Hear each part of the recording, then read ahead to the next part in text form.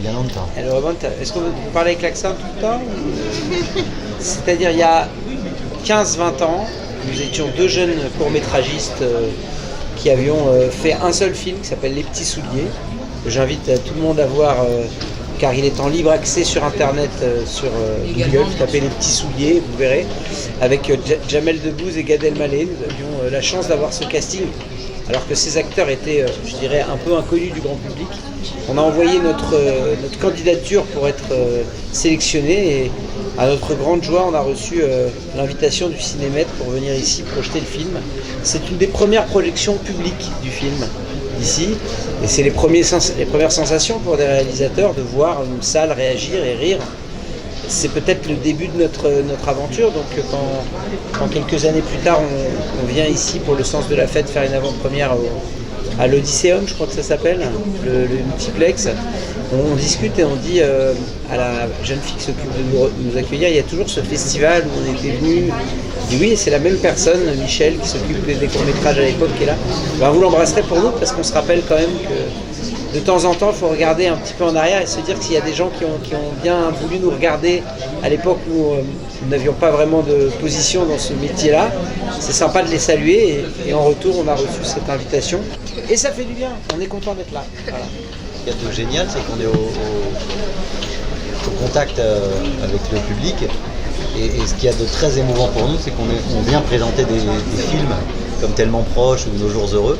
C'est marrant de présenter ces films-là avec 10 ans de recul et de voir comment les films ont passé le temps. La définition de la comédie, déjà que moi quand je vais acheter une place pour aller voir une comédie, on me promet de rire. Si déjà je ne ris pas, et pas 10 fois, je veux dire moi c'est 80 fois dans la séance, je considère que la définition de comédie elle n'est pas bonne. Parce qu'il faut vraiment qu'on se marre quand on promet aux gens.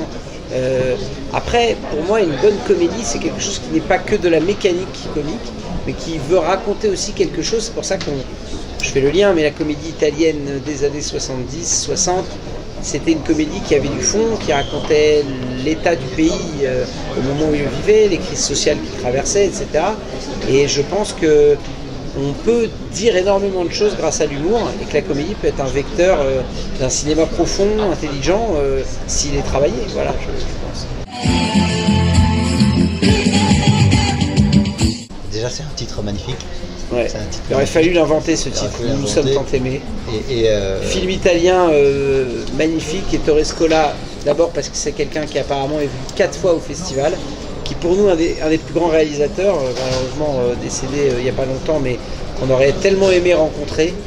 Et puis une saga, une histoire politique forte sur l'Italie de ces années-là, avec exactement ce qu'on aime au cinéma, c'est-à-dire une histoire forte, des sentiments, des émotions et des acteurs immenses. Et en tête, celui que Olivier et moi, on adule particulièrement, Vittorio Gassman. Il avait son portrait dans notre bureau pendant des années. Et puis Parfum de femme a inspiré Intouchable. Parfum de femme, c'est un film qui nous a bouleversés et qui raconte justement avec humour les rapports d'une personne qui a perdu la vue. Et d'ailleurs, ça a fait un remake aux États-Unis qui s'appelle Le temps d'un week-end avec Al Pacino. Et c'est des films qui nous ont marqués. Donc, réalisateurs, films, acteurs. Voilà pourquoi j'invite les gens à venir voir Nous sommes tant aimés. Déjà, on vient du groupe, on vient de la bande, on s'est en colonie de vacances. Et on se sent bien dans le groupe. C'est pour ça qu'on est entouré de gens de colo. Voilà, on a été participants, on a été animateurs, on a été directeurs. Donc on s'y sent bien. On s'y sent bien dans ces mouvements comme ça de jeunesse. Et finalement, l'idée de faire du cinéma, c'est peut-être se retrouver dans une autre bande. Sur un plateau, on est beaucoup.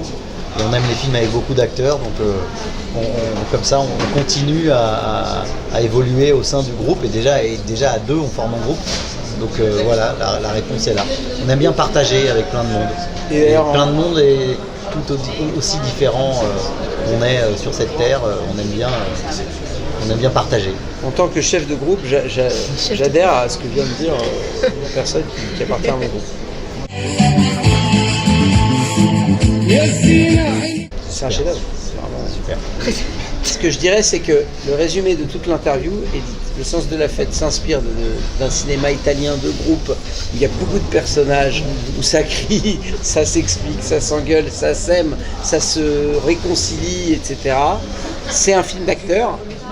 Notre Vittorio Gassman s'appelle Jean-Pierre Bacry, mais en tout cas il est du même niveau.